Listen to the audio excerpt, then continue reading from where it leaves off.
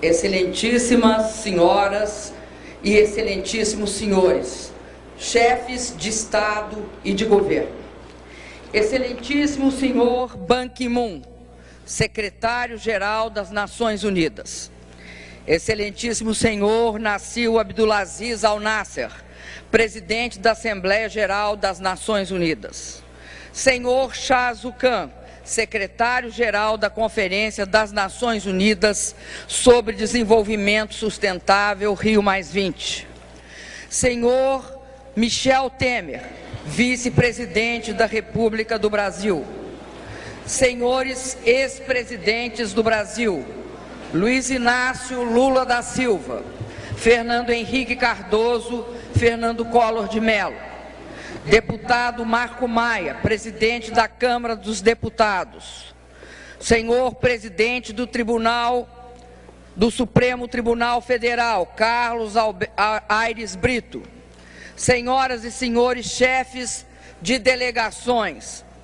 Senhoras e senhores, integrantes da delegação brasileira e participantes da Conferência das Nações Unidas sobre o Desenvolvimento Sustentável Rio+20. Senhoras e senhores, quero inicialmente expressar meu profundo agradecimento aos chefes de Estado, de governo e de delegações que honram o Brasil com sua presença nesta bela cidade do Rio de Janeiro.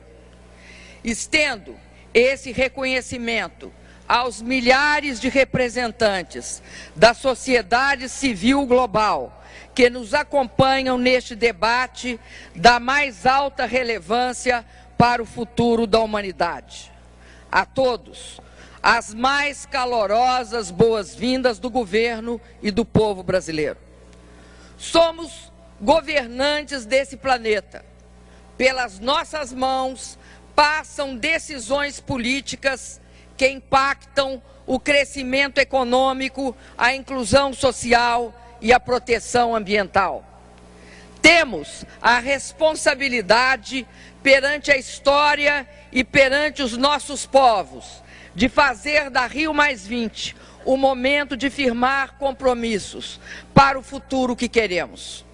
O compromisso com a vida, com o bem-estar das pessoas, com o bem-estar de milhões de homens e mulheres que habitam este planeta. Compromisso que será concretizado com o desenvolvimento sustentável, que se pode traduzir em 3 palavras: crescer, incluir e proteger. O desafio da sustentabilidade se apresenta em razão de uma perspectiva de futuro, mas as tarefas que ele impõe são do presente. Não tenhamos dúvida, tempo é o recurso de maior escassez. Estamos reunidos no Rio de Janeiro para dar passos audaciosos, para mostrar coragem, para assumir responsabilidades. Estamos aqui porque o mundo demanda mudanças. A Conferência do Rio, em 1992, estabeleceu um consenso mundial em torno do desenvolvimento sustentável e nos deu os princípios sobre os quais temos de atuar. A afirmação de que os seres humanos estão no centro das preocupações com o desenvolvimento sustentável colocou a erradicação da pobreza como requisito indispensável da ação política. Esse princípio ligou de forma indissolúvel a agenda ambiental à necessidade de realizar reformas estruturais capazes de incluir as multidões de homens e mulheres e crianças que viviam e ainda vivem na pobreza e exclusão. Acordamos que o bem-estar das gerações presentes não poderia ser construído em detrimento das gerações futuras e que, para esse fim, a proteção ambiental deveria ser parte integrante do processo de desenvolvimento. Consagrou-se o princípio de que, na construção do desenvolvimento sustentável, Os estados têm responsabilidades comuns, porém diferenciadas, e reconheceu-se a necessidade de eliminar padrões insustentáveis de produção e consumo. Estes princípios vieram para ficar. Eles iluminaram a ação de muitos governantes e movimentos sociais, mas ainda devem ser incorporados de maneira efetiva nas decisões políticas e econômicas de todos os países. A transferência das indústrias mais poluentes do norte para o sul do mundo colocou as economias desenvolvidas no rumo de uma produção tida como mais limpa, mas deixou pesada carga e conta socioambiental para os países em desenvolvimento. A promessa de financiamento do mundo desenvolvido para o mundo em desenvolvimento, com vistas à adaptação e à mitigação, ainda não se materializou nos níveis prometidos e necessários, apesar do esforço de algumas nações. Os compromissos de redução de emissões firmados no âmbito do Protocolo de Quioto não foram atingidos.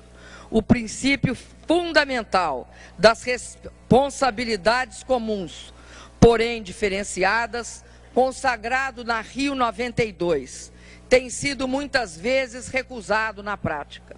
Sem ele, não há consenso possível na construção de um mundo mais justo e inclusivo, no qual os seres humanos possam estar no centro de nossas preocupações.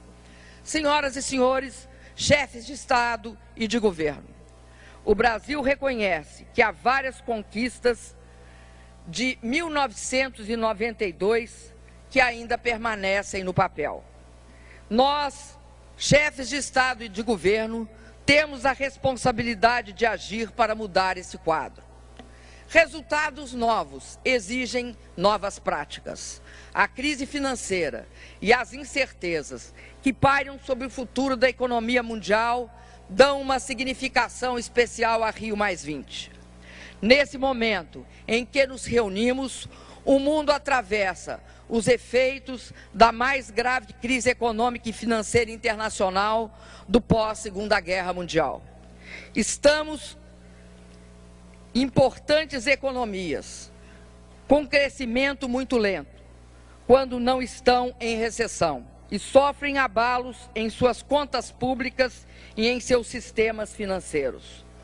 Políticas de ajuste atingem a parte mais frágil da sociedade: os trabalhadores, as mulheres, as crianças, o imigrante, o aposentado, o desempregado, sobretudo quando se tratam de jovens. São modelos de desenvolvimento que esgotaram sua capacidade de responder aos desafios contemporâneos. Nossa experiência nas crises similares, vivida nos anos 80 e 90 na América Latina, mostra que políticas indutoras do crescimento e do emprego constituem a única via segura para a recuperação da economia. É certo que os países em desenvolvimento passaram a responder por parcela cada vez mais significativa do crescimento mundial. Mas nós estamos conscientes e temos a certeza que a recuperação, para ser estável, tem de ser global. Em um momento como este, de incertezas em relação ao futuro da economia internacional, é forte a tentação de tornar absolutos os interesses nacionais. A disposição política para acordos vinculantes fica muito fragilizada. Não podemos deixar isso acontecer. Tenho convicção, e esta conferência é disto uma prova, de que é grande nossa vontade de acordar.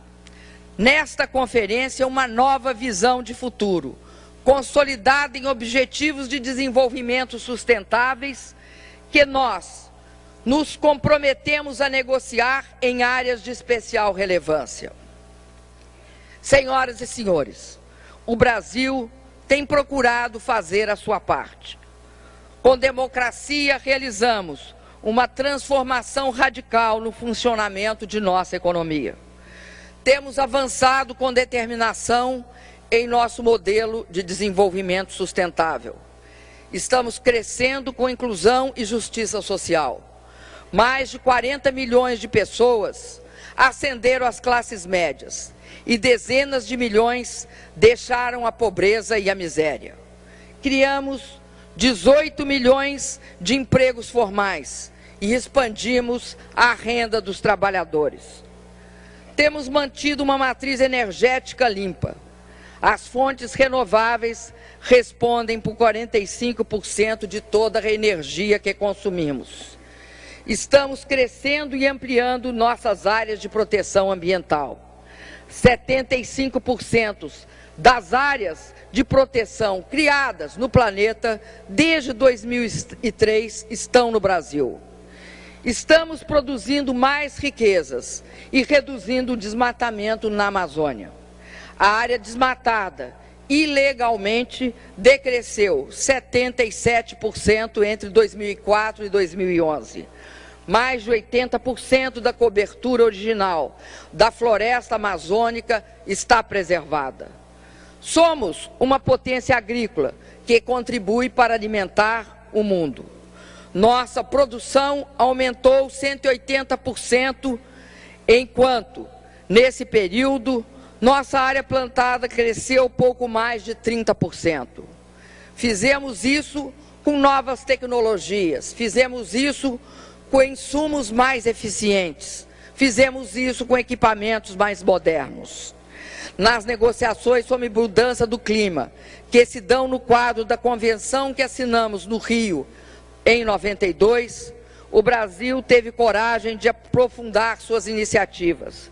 Em Copenhague, anunciamos voluntariamente um ambicioso compromisso nacional em 2009 de reduzir entre 36% a 39% do total previsto de emissões até o ano de 2020. Isso nos autoriza a demandar maiores contribuições dos países desenvolvidos para o esforço global.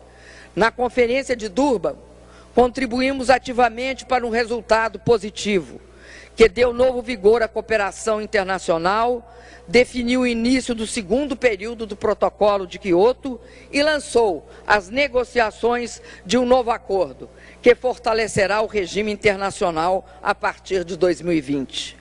Sabemos que o desenvolvimento sustentável é a melhor resposta para a mudança do clima. Senhoras e senhores, desenvolvimento sustentável implica crescimento da economia, para que se possa distribuir riqueza. Significa criação de empregos formais e expansão da renda dos trabalhadores. Significa distribuição de renda para pôr fim à miséria e reduzir a pobreza. Significa garantir acesso à educação, à saúde, segurança pública e todos os serviços necessários ao bem-estar da cidadania plena da população. Significa tornar nossas cidades cada vez mais sustentáveis. Significa reduzir o desmatamento. Significa usar de forma sustentável nossa biodiversidade e proteger nossos rios e florestas. Significa gerar energia limpa. Com plena consciência do muito que temos pela frente, este país, o Brasil, que os recebe hoje, avança com soluções e identidade próprias no campo do desenvolvimento sustentável. Vivemos na América Latina, na América do Sul, momento inédito de consolidação da democracia e de avanços na redução da pobreza e das desigualdades. A região como um todo trilha o caminho da integração física, social e cultural e o da proteção ambiental. Nosso modelo de desenvolvimento não é o único, mas mostra que é possível avançar para uma sociedade sustentável. Mostra, sobretudo, que a decisão política de agir pelo desenvolvimento sustentável é um compromisso inarredável. Senhoras e senhores, a tarefa que nos impõe a Rio+20 é desencadear o movimento de renovação de ideias e de processos absolutamente necessários para enfrentarmos os dias difíceis em que hoje vive ampla parte da humanidade. Sabemos que o custo da inação será maior que o das medidas necessárias, por mais que estas provoquem resistências e se revelem politicamente trabalhosas. Nossa conferência deve gerar compromissos firmes para o desenvolvimento sustentável. Temos de ser ambiciosos. O texto, aprovado pelas consultas pré-conferência, representa o consenso entre os diversos países aqui presentes. É o resultado de grande esforço de conciliação e aproximação de posições, para avançarmos concretamente na direção do futuro que queremos. Representa, antes de tudo, uma decisão de não retroceder de nenhuma forma nos compromissos que assumimos em 1992. Mas não basta manter as conquistas do passado. Temos de construir sobre este legado. Nesse sentido, o texto aprovado consagra avanços importantes e eu queria aqui destacar alguns. Estamos introduzindo o objetivo de erradicação da pobreza como o maior desafio global que o mundo enfrenta. Pela primeira vez, num documento deste tipo, falamos da igualdade racial e da não discriminação. Estamos adotando os objetivos de desenvolvimento sustentável, que darão foco e orientação aos nossos esforços coletivos. Criamos um fórum de alto nível no âmbito das Nações Unidas, de caráter universal, com a finalidade de acompanhar a implementação dos Objetivos de Desenvolvimento Sustentável e coordenar os esforços das Nações Unidas no campo da sustentabilidade. Fortalecemos o Programa das Nações Unidas para o Meio Ambiente, que sai do Rio de Janeiro, da Rio+20, dotado de melhores condições para exercer sua importante missão. Ampliamos a participação da sociedade civil nos processos decisórios sobre desenvolvimento sustentável nas Nações Unidas. Adotamos um programa de 10 anos para a promoção de padrões sustentáveis de produção e consumo que até então nunca tinham sido adotados. Reconhecemos a insuficiência do produto interno bruto como critério para medir o desenvolvimento. E lançamos um programa de trabalho para o desenvolvimento de uma alternativa que leve em conta tanto critérios sociais como critérios ambientais. Conclamamos as empresas privadas a integrar informações de sustentabilidade em seus relatórios corporativos. Os oceanos requerem crescente atenção. As populações de muitos países em desenvolvimento dependem diretamente de seus recursos. Vamos agir com urgência para proteger biodiversidade marinha no alto mar e os estoques pesqueiros, assim como combater a poluição e os impactos da mudança do clima. Isto também foi introduzido no documento pré-conferência. Senhoras e senhores, a intensa mobilização em torno dessa conferência e a participação ativa da sociedade civil já promoveram o engajamento de todos nessa nova agenda. Um evento dessa grandeza engaja toda uma geração. Agradeço aos milhares de representantes da sociedade civil global que nos acompanham neste debate da mais alta relevância para o futuro da humanidade.